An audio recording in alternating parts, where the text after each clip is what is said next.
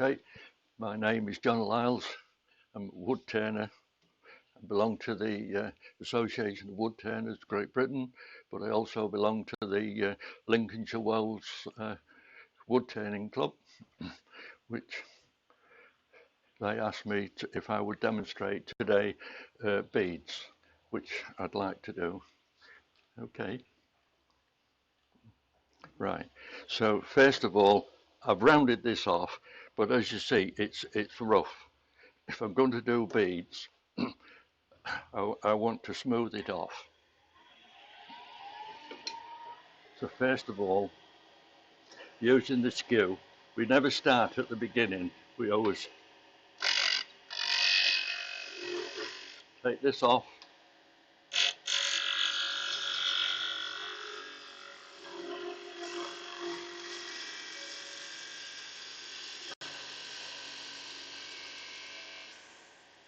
The idea is that by smoothing it, if I'm going to do a bead, it means the top of the bead is already smooth. I'm not going to have to go on it with my tool. Now, to do a bead, there's three methods of doing it. One is with what we call a beading tool, and that's this one. It has its advantages. It has its advantages.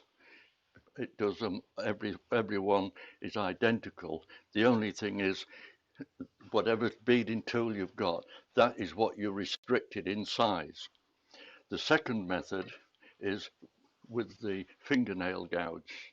That has its good points and its poor points, and not all the rest of it. And the third method is the skew chisel. The skew chisel. Again, it's got its advantages and its disadvantages.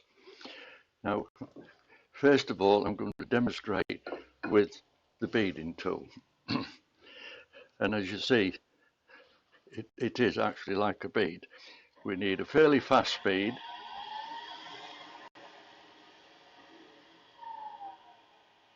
And all we do with the beading tool is that, can you see that? We stick it in. Now, the advantage with this beading tool is that if I wanted to do a multiple beads, like I've got on this stool leg, they'll all be identical in size. So you see, they're all identical. And then all we do is press in.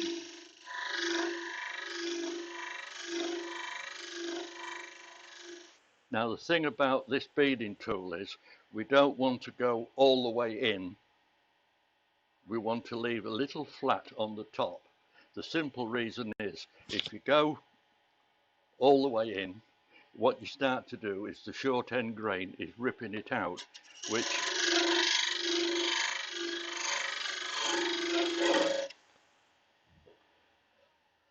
now whether you can see that on the camera, I don't know, but if I colour that,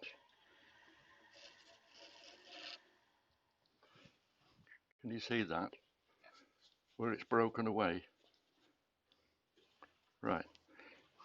So to prevent that, what we do is once you've got the bead started, is to get a pencil and put the pencil in the centre.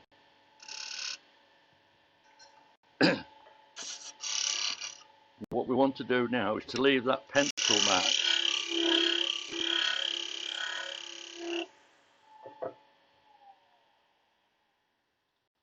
And now you'll see the difference.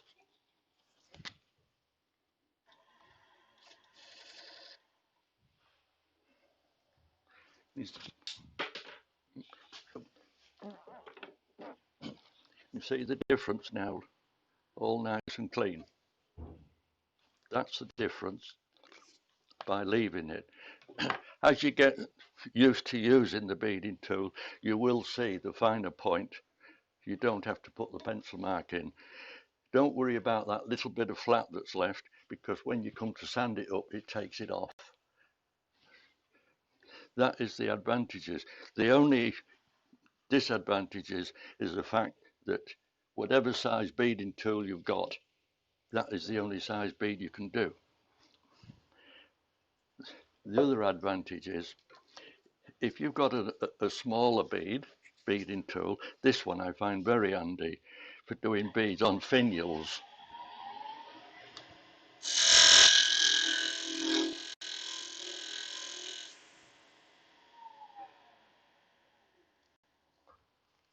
That's a nice small bead if you're doing finials and that sort of thing.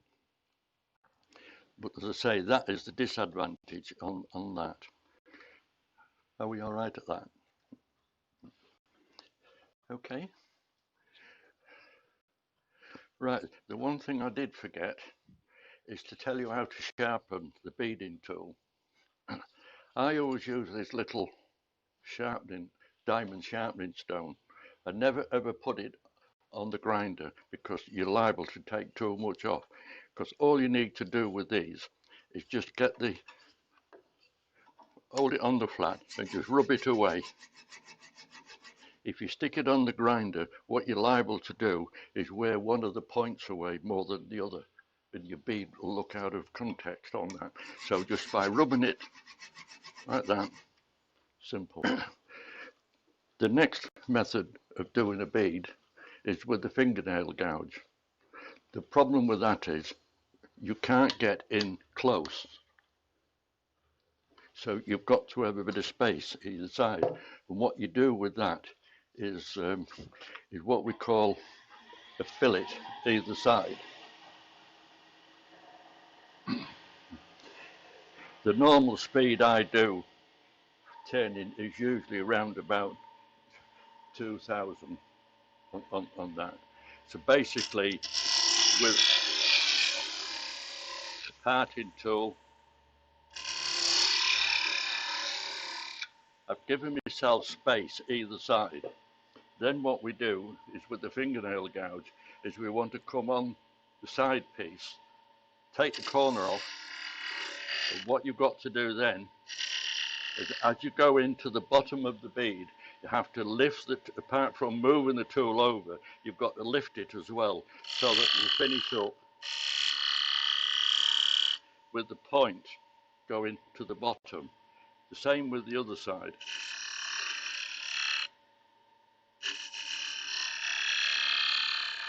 Lift it right down to the bottom. This is quite good because in actual fact you get a nice, it's clean, you virtually have no sanding to do on the bead, especially with the end grain bits. This is handy if you're doing, say, I often do farmhouse table legs, which are 4x4 square, and you've got a lot of overhang on the tool from there. So you can get that sort of thing. That is quite firm. But you do need a gap either side to be able to do it. It makes it very difficult.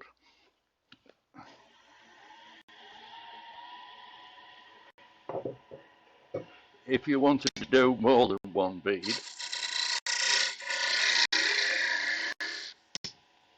you can do that. Straight over, roll it over, right down into the bottom.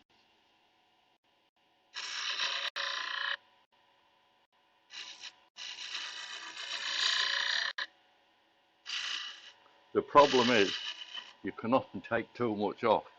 The advantage with this is if you want to do a cove either side of it,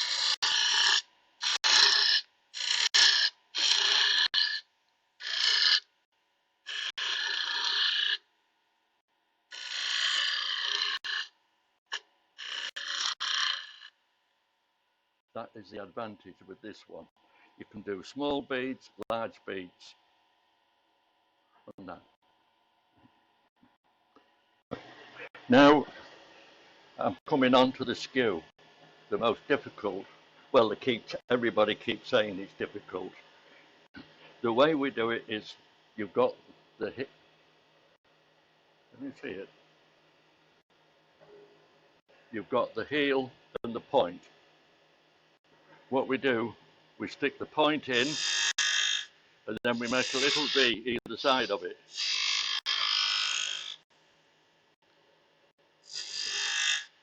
Either side. We then use the heel again. We go from the center over the top. The secret of a skew is never to be greedy, is always to take off a small amount.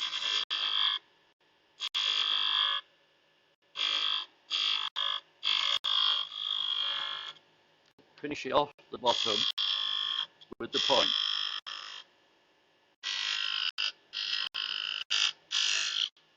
That is the advantage with the skew. The only thing with the skew, if you try and cut there, you're going to take too much off.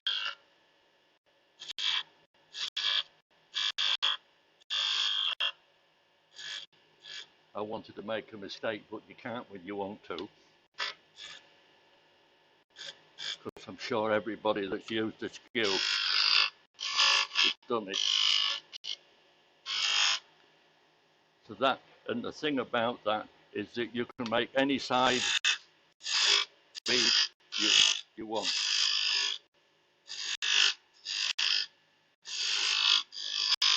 But you don't always need small beads.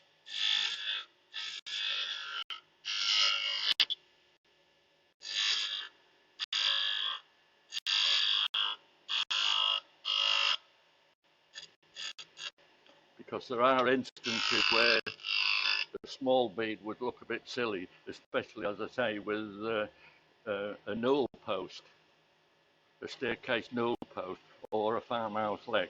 So that you can do any size on it. All right. Right. What I'd like to demonstrate now is doing a cove. We do the cove usually with a spindle gouge. With the spindle gouge, we go from the top down to the bottom. Again, we start off with the point going in, using the side to cut it, so that we get a nice, clean cut.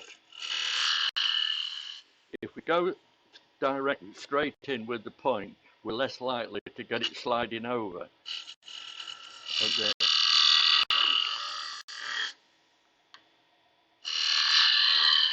You keep doing that all the way down. You might have to use your body to move over to get your tool into there.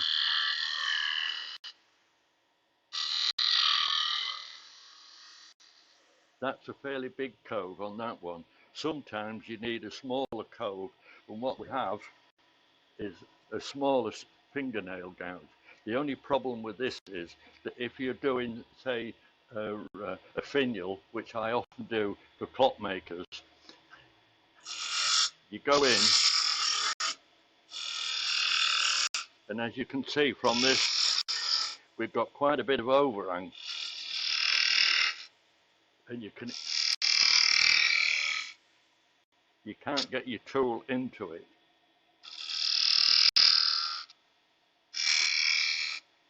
And I'm always concerned that because of the overhang, if something caught, it might damage the tool, and that is very good. So what I've done with that,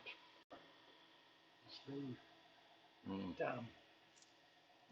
We'll get pulled up about that. Yeah.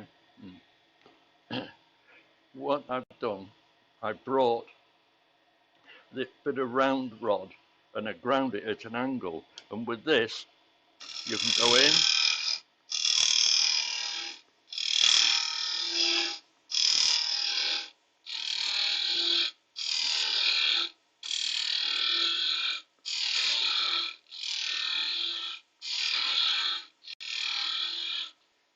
in, as deep as you want, which I often have to.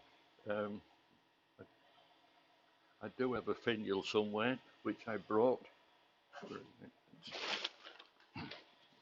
This is one particular finial I brought, and as you can see, that's quite deep. That is quite big actually to what I have at other times. Sometimes they're only half that width. They're only half that width. So you can see with that one,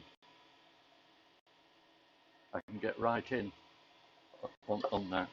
So you can go even deeper.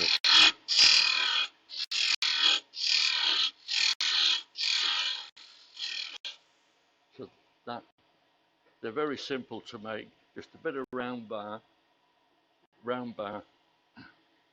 And again, if you want to sharpen this, I'd use exactly the same method as with the beading tool. Just put it on there and rub it flat.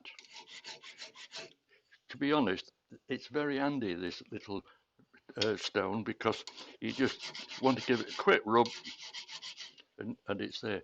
I often do it with my scrapers.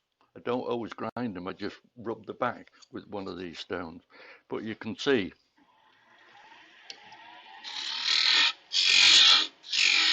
and the beauty of this is you're not going to get a catch because there's no way to catch it.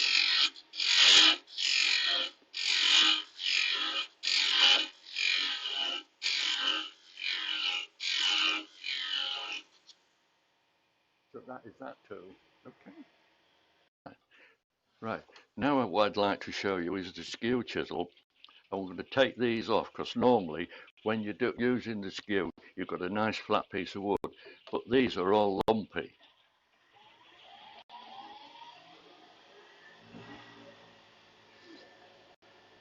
What you can do there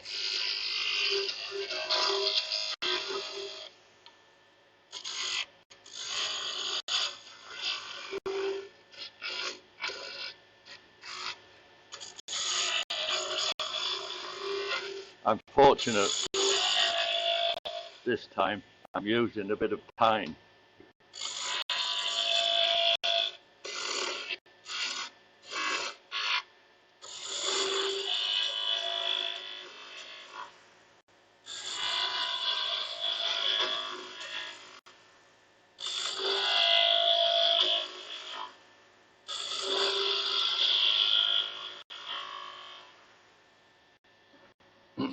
So there we go, nice and flat. What I can do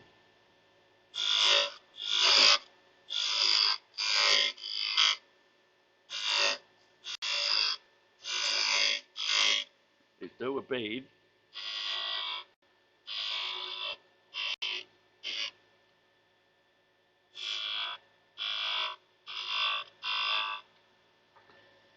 I'll just demonstrate.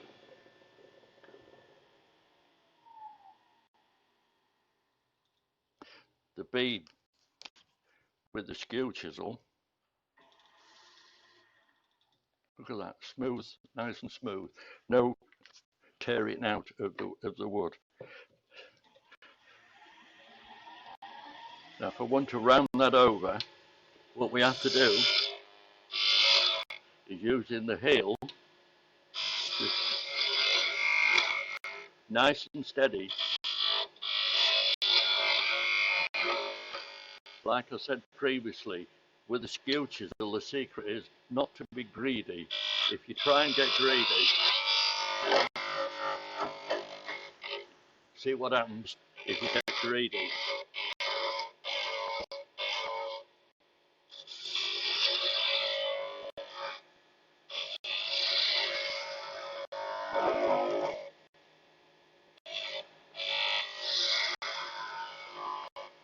Here we come the other way.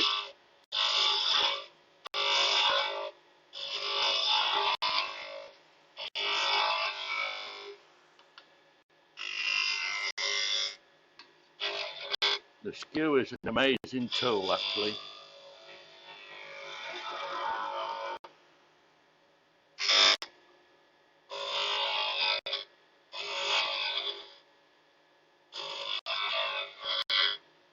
There we go. Are you happy?